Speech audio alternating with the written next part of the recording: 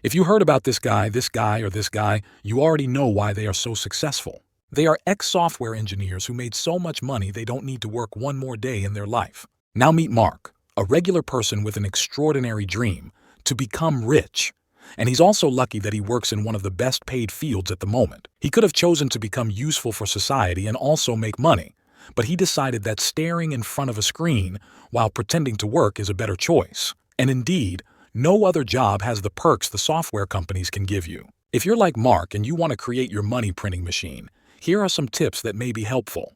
Number 1. Stop working for money. You heard it well, but you didn't understand. You should start working for a job that pays you more than your salary.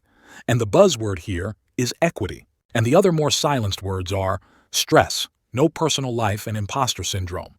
All of these are combined in a Forbes-invented word, startup.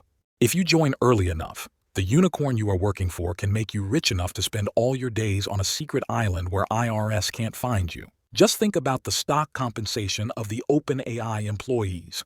In paper, they are all multimillionaires, but they will never get to feel the smell of their hard-worked money because, according to Sama, when someone like OpenAI develops superintelligence, it is likely to make some decisions that most investors would look at very strangely. In common English, this would translate as, most likely, OpenAI won't go public.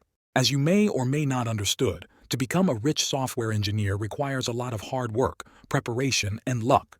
But if you hate work, like most of us, you can always become a contractor.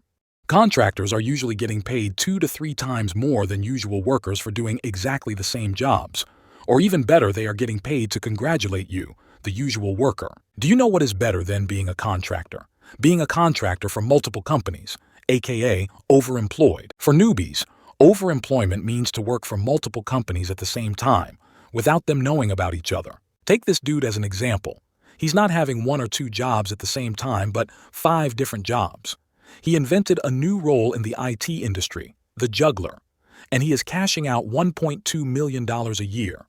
If you get to an interview and you mind how you get that 10-year experience on a 3-year-old programming language, you now have your answer. So, the next time your boss tells you that you belong to a big family, don't forget that you don't have to be a 5X engineer. You can be a 1X engineer at 5 different places. All jokes aside, I have never had a problem with engineers who worked at different companies at the same time. As long as you are doing your job and I don't have to clean after you, it's not my business how you make business. The last but not least, you can increase your bank account by doing coding side hustles. Currently, the most popular choice is to start a YouTube programming humor channel. Now, don't get me wrong.